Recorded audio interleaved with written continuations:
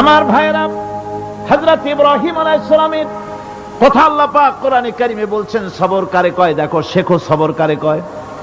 আল্লাহ পাক বললেন, ইব্রাহিম তোমার বিবি আর তোমার নবজাতক এই সন্তানকে রেখে আসো মক্কা নগরীতে। তিনি চলে গেলেন, সেখানে ঘর নাই, বাড়ি নাই, কিচ্ছু নাই, চতুর্দিকে ধুধু বালু আর মরুভূমি। হযরতে হাজরা বলছেন, ইব্রাহিম সামান্য পানি আর খাবার দিয়া আমার সন্তান শুদ্ধ এখানে রেখে যেতেছো, আমি কি অপরাধ করেছি? কোনো জবাব নাই। দুইবার তিনবার বলার পরে হাজরা বলছেন, ইব্রাহিম গো, তবে কি আমার আল্লাহর হুকুম মতো আমারে রেখে যাচ্ছ নাকি? হযরত ইব্রাহিম আকাশের দিকে আঙ্গুল উঁচু করলেন। কথা বলবেন, বাক শক্তি বেরোচ্ছে না। 80 বছর বয়সের সময় একটা বাচ্চা আল্লাহ তারে দিছেন, আর এমন বাচ্চা পয়গম্বরের ছেলে, কি সুন্দর চেহারা, মরুভূমির উপরে ফালাই দিয়ে রওনা হয়ে যাচ্ছেন, মুখ দিয়া কথা সরছে না, আকাশের দিকে দেখালেন। হযরত হাজরা বুঝতে পারলেন। হযরত হাজরা বলেন, ইব্রাহিম কোনো চিন্তা নাই, নিশ্চিন্ত মনে বাড়ি ফিরে যাও। আমি আমার আল্লাহর উপরে এতটা ভরসা করে আল্লাহর হুকুমে যদি আমার এখানে রেখে যেয়ে থাকো, ওই আল্লাহ পাক আমাকে আর আমার কলিজার টুকরা ইসমাইলকে পানিতে আর খাবারে মারবেন না, অবশ্যই তিনি ব্যবস্থা করবেন। ব্যবস্থা হয়ে গেল।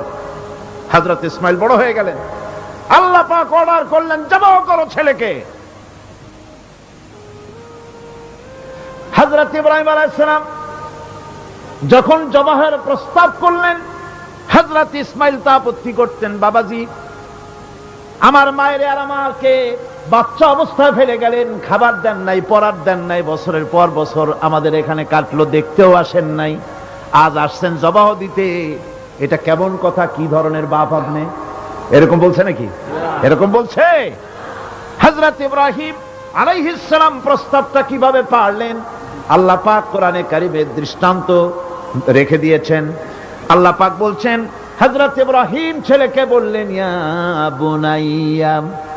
বুনাইয়া, হে আমার কলিজার টুকরা লাডলা, হে আমার কলিজার টুকরা সন্তান, ইন্নী আরা ফিল মানাম আন্নী আযবাহুক, আমি স্বপ্নে দেখছি আমি যেন তোমাকে জবাহ করতেছি। ফানজুর মাযা তারা, তোমার রায় কি বলো?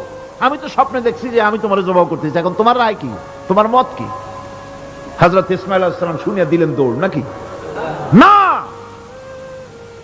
হযরত ইসমাঈল আলাইহিস সালাম ধৈর্যের প্রতীক, তিনি কি কথা বললেন?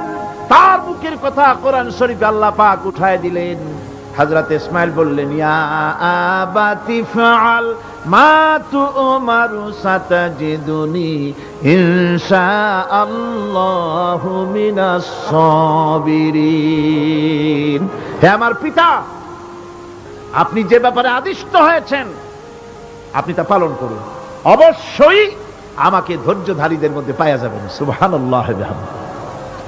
এক বর্ণনায় এসেছে, হযরত ইসমাঈল বললেন, আব্বাজান আমি ধৈর্যধারীদের ভিতরে আমারে পাবেন, তবে জবাহ করার আগে আমার হাত পাওটা একটু বেঁধে নেন, কারণ জবাহের যন্ত্রণায় আপনার গায়ে যদি আমার হাত পাও লেগে যায় তো বেয়াদবি হয়ে যেতে পারে, আর আমি মরে আমার জবাহ হয়ে যাওয়ার পর আমার রক্ত মাখা জামাটা নিয়া আমার মা হাজেরারে দিবেন, কারণ তাকে মা বলবার মতো আর তো কেউ নাই।